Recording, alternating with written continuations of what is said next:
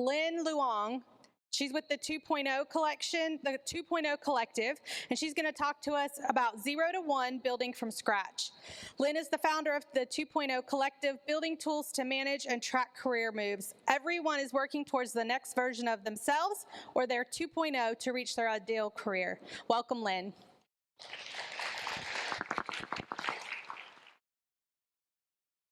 Hi, can you hear me?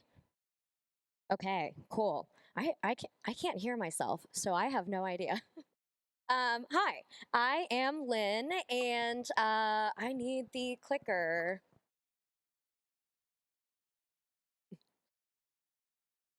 Cool. It's a tech conference. I should know what kind of tech I'm using, right? Cool. So I know this is a little bit hard to read, so I'll try to, give you the lowdown. I recently just left my job at Truist, where I was leading innovation and talent enablement. What does that mean? I always say that it is taking things from 0 to 1. As you know, Truist was, two different banks that smashed together and was on a journey to be a bank that cares, right? The necessary evil. And when we think about that, it's essentially starting from scratch. And I have a long journey of doing that. Helped some shoe designers with Reebok start from scratch and start their own brands. Helped a dry cleaner figure out how to be more transparent and more attainable as well. Did a lot of this stuff in New York where I had absolutely no idea what I was doing. So that's what I'm going to talk about today. You guys have probably heard about design thinking. And design thinking, you've probably seen this double diamond, right? It's all about narrowing down, defining what your challenge is so that you can get to a solution and deliver the product, right? Before I get into this a little bit more, just want to know who I'm talking to. Does anybody work in design thinking here? Raise your hand. Okay, couple people, cool. Just let me know if you think I'm wrong, it's totally fine. Can you raise your hand? So when we talk about taking things from 0 to 1, right? It doesn't necessarily mean that 0 is from scratch. It may be from your current status, right? Your current state. 1 is where you want to get to next, right? So let's define what 1 is. You guys are all coming here for some reason to build something. So raise your hand, and let me finish before you raise your hand. Raise your hand if you are building something in your 9 to 5. And then raise your hand, your other hand, if you are building something in your side project, right? So 9 to 5, other one, side project, and then raise both hands if you're doing both. Okay. Wow, we got a lot of diversification here. Love it. Okay, so I'm going to try to talk to all of y'all.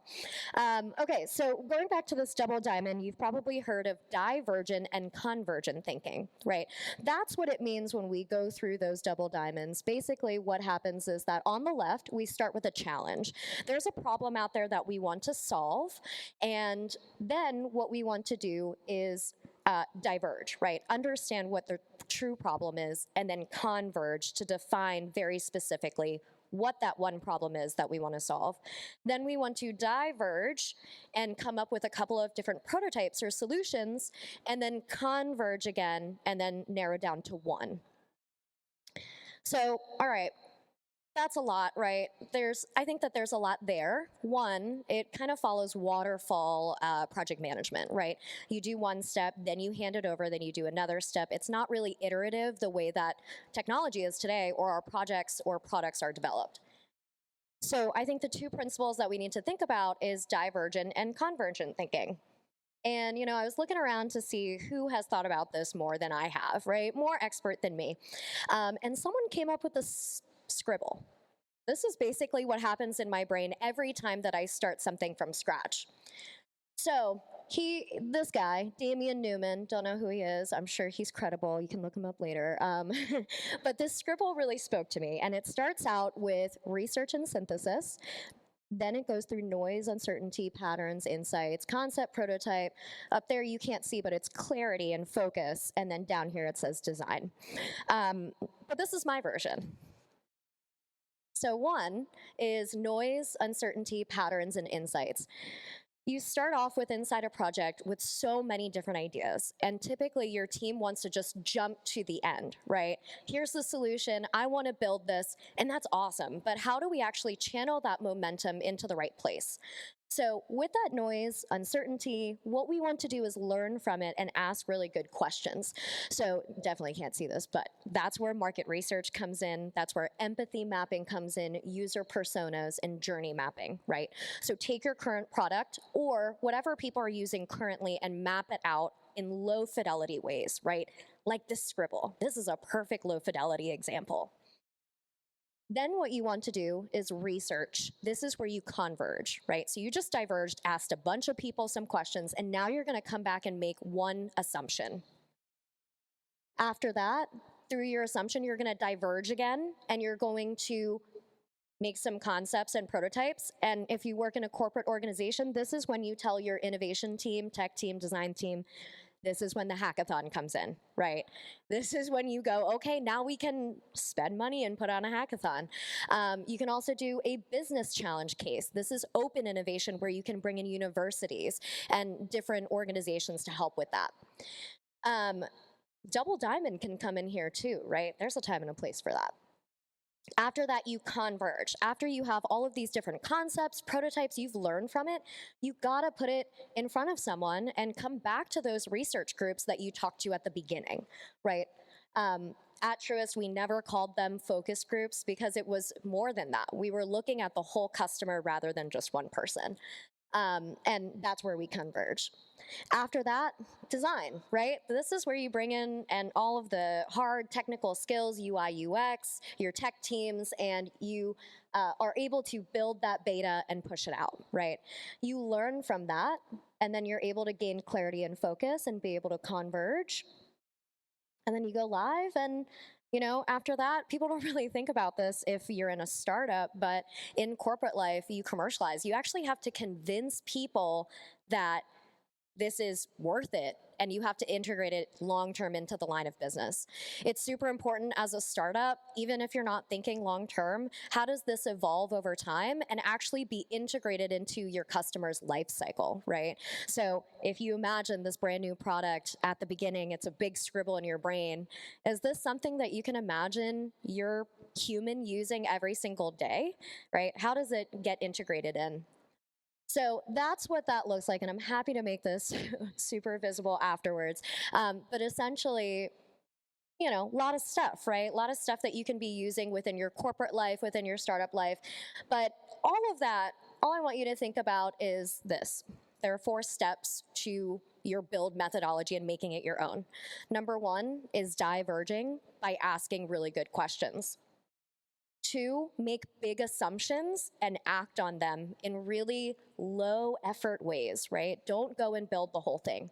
That's converging. Then you diverge again, put it in front of qualified someones, right? Not just everybody, but actual people that can tell you really good answers. And then lastly, prioritize and push, right? And that's converging again. And how do you actually, there's a little bubble here that you can't see, but you can actually apply this to your career. The 2.0 Collective is actually launching in Charlotte in November, and we have a big event that's coming up, and I think Jocelyn is going to tell us about it. She's going to be one of our speakers. But what we do is take concepts like this, design thinking, and apply it to your careers so that you're not going into it blind.